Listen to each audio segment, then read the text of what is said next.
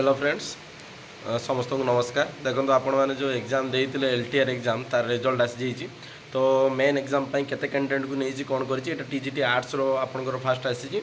तो आप चलते मुझे देखे दूसरी जो भाई मैंने कमेंट करते कि एससी एसटी कटअफ बहुत कम जो आप कटअफटा चेक करनी केते जाइए। ठीक अच्छे देखो देखो यहाँ आसी साइड चेक करेंगे। यहाँ आगे आर्ट्स आसी तापर आ किस समय पर आपंकर टीजीटी साइंस कैटेगोराइज आसो।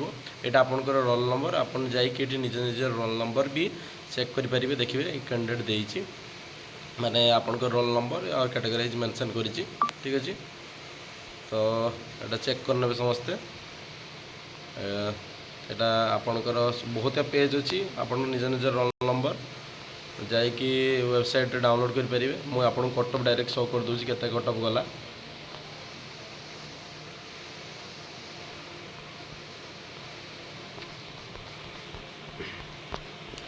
तो कटअफ आप देखिए भावतु पीसीएम रे केते जीव आ पीसीएम सीबीजेड यहाँ हूँ आर्ट्स कैटेगोराइज आपंकर आर्ट्स साइंस अपेक्षा टी कम जबार चांसेस थिला।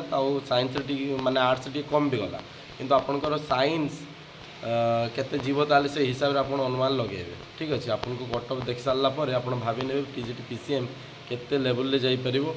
आ सेमती साइंस रे पीसीएम और सीबीजेड देखो यहाँ हूँ आपंकर फाइनाल आपंकर जो टीजीटी आर्ट्स कटअफ देती यूआर जाइए आपंकर 51 यूआर ओमेन जाइए आपंकर भी 51 माने पाखापाखि आपंकर सामान रही। नंबर ऑफ कैंडिडेट से केते जन को नहीं पर देखेबी यहाँ आपन केते जाइए देखि दियंतु। तो आपंकर एससी बीसी जाइए 48.5 एससी बीसी ओमेन भी 48.5 माने आपंकर सामान सामान ही से माने नहीं चंती। एससी आपंकर जाइए 37 माने भावतु जो भाई माने कहते एससी 10-15 कटअफ चाहिए से निजको टी भावतु आ माने कटअफटा को एससी ओमेन भी 37। एसटी आपंकर एप्रोक्सीमेटली कम जाइए एसटी आपंकर 13.5 एसटी ओमेन हो 13.5 सेमती एक्स सर्विस मैन आपंकर बाकी जहाँ कैटेगोराइज रहा आपण मैंने निजे निजे चेक करदे। ठीक अच्छे देखो आपण मैंने जो ही कैंडिडेट मैंने टीजीटी आर्ट्स आपंकर इवनिंग सुधा आपंकर टीजीटी पीसीएम आपंकर सीबीजेड बा साइंस पिला मानकर आसी जबार चांसेस बहुत अधिक अच्छी। आज आसी कि आर्ट्स से अपलोड कर टीजीटी साइंस भी से अपलोड करदे। आउ बाकी रहा केते पिला से नहीं आपंकर आर्ट्स 7000 समथिंग पिला नहीं से। तो टीजीटी आर्ट्स देखूँ 7562 जन कैंडिडेट भी से नहीं आपंकर मेन रिटन एग्जाम के हम ना जून आउ जुलाई रे आपंकर भितर आपंकर फोर्टनाइट बा सेकेंड फोर्थ आपंकर आइदर जून एंड बा जुलाई फास्ट आपंकर एग्जाम होबार जो मेन एग्जामटा होबार चांसेस बहुत अधिक अच्छी।